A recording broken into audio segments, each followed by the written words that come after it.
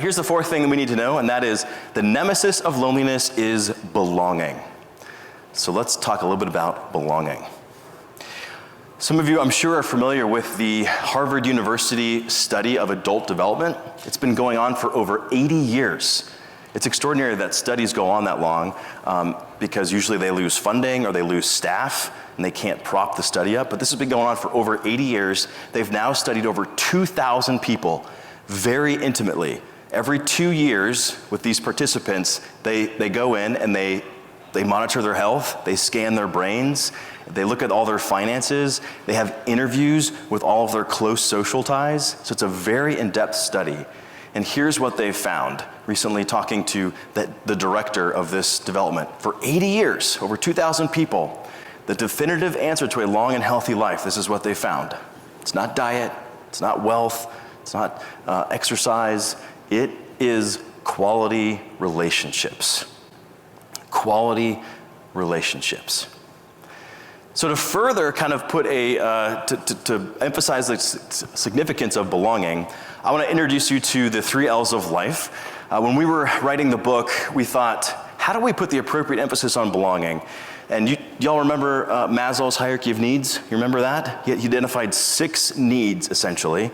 And in the book, we respectfully pushed back on Maslow's hierarchy of needs because he put belonging right in the middle. And we just didn't feel like that was the significant, that didn't put the appropriate significance on belonging, because it's our belief, according to that last study, that connection, right, belonging is our greatest need as humans.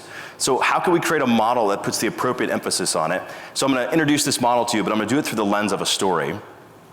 And the story is actually about this gentleman. Does anybody know who this gentleman is? I heard over here. Chris McCandless. The book's pretty old now, but he was the origin of the book Into the Wild. I'm sure many have read that book.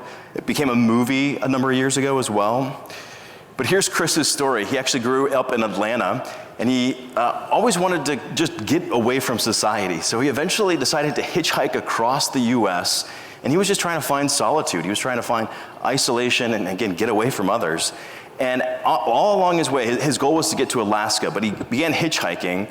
But all along the way, he had to satisfy his most basic needs, which were to live, right? He had to work odd jobs so that he could feed himself and he could find shelter. He had to, satisfy his most basic needs. Well, eventually, he got to Alaska, and if any of you have been to Alaska, it is just gorgeous. And he finally got there, and his whole goal was to get as far away from humanity as possible, get off the beaten path. So he took very little supplies into the Alaskan bush, and he decided to just live off the land. And really what he was trying to do there was fulfill his other need of learning, right? How far could he push him? When you and I were infants, we had the need to learn the language of our tribes so that we could communicate our needs. So learning and growing into our full potential is a core need of humanity. Chris actually lived in this bus that you see pictured there. There was this abandoned bus in the middle of nowhere in Alaska, and he lived there for 6 months. And then he actually ingested something that made him extremely ill and very weak.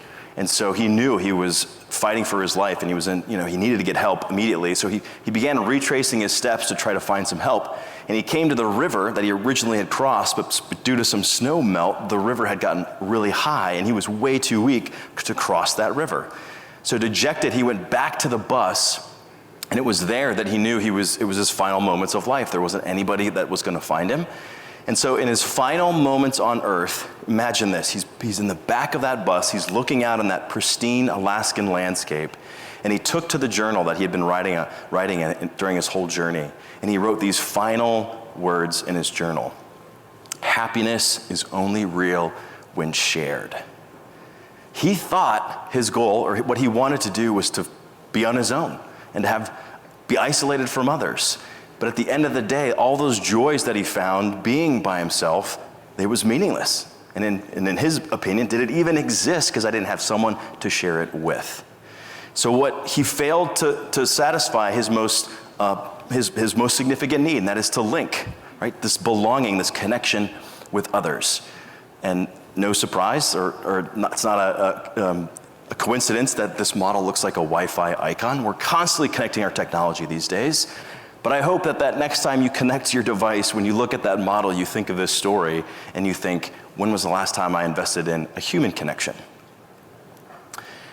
All right, so if you want a healthier, more loyal, more engaged team, deliver on humanity's most significant need, which is belonging.